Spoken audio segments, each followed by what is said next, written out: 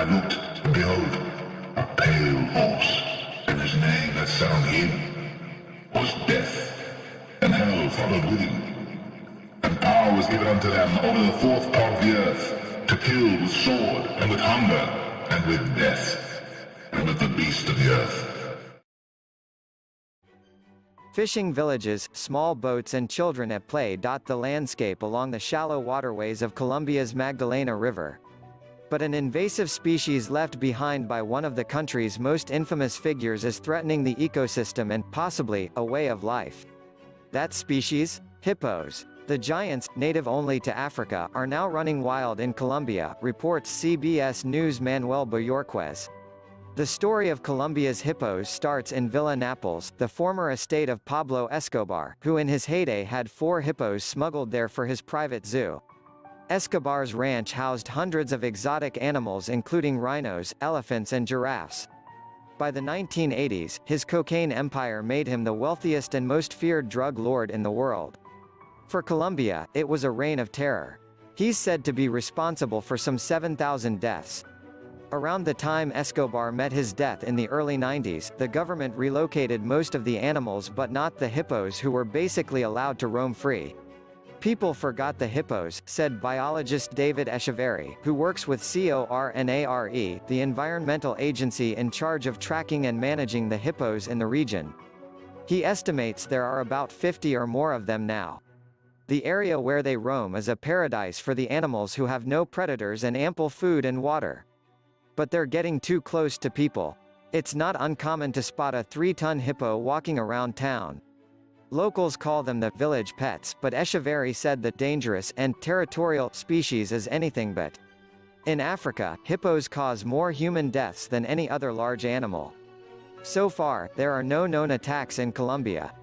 The majority of the hippos still live inside Escobar's former estate, which was turned into a theme park in 2007, but the issue is that they can't keep them contained.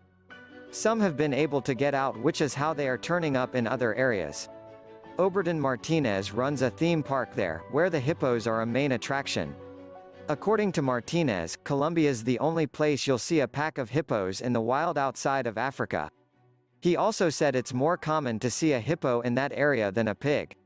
There's concern the hippos have already started to displace native wildlife, like the manatee, and keep getting too close for comfort. In the past year, fisherman Pablo Jose Mejia has come across 5 hippos that ventured outside of the theme park. But he said they're like dogs, if you know how to deal with them, you'll be fine. But Echeverry fears, with an ever-growing hippo population, it's only a matter of time until someone gets hurt, and killing the animals has proven highly unpopular.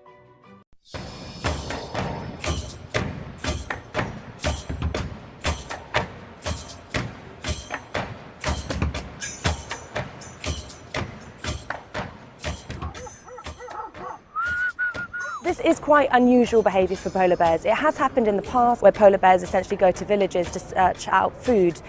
They look for bins and they scavenge, and obviously there's livestock and pets as well. The sea ice is melting earlier in the year and refreezing later. They can't get out onto the sea ice to hunt the seals, so they're attracted into the communities by the smell of food and also by the smell of rubbish, of waste dumps. It's becoming increasingly common right across the Arctic incidences of human polar bear conflict. Polar bears tend to live quite solitary lives, so to find them in big congregations is really unusual. Bears don't tend to hunt humans. We're not their natural source of prey. Livestock maybe. The thing is once bears get really, really hungry, they'll eventually start picking off people. For people who live in the Arctic communities, if their family or their property is at risk, the most likely thing they will do would be to shoot those polar bears. We want to ensure that's not going to happen. We're equipping local people and local communities with the tools that they need to try and drive these polar bears out of their communities using non-lethal techniques. Crackers, sirens and alarms, anything that will drive the polar bears away from the communities.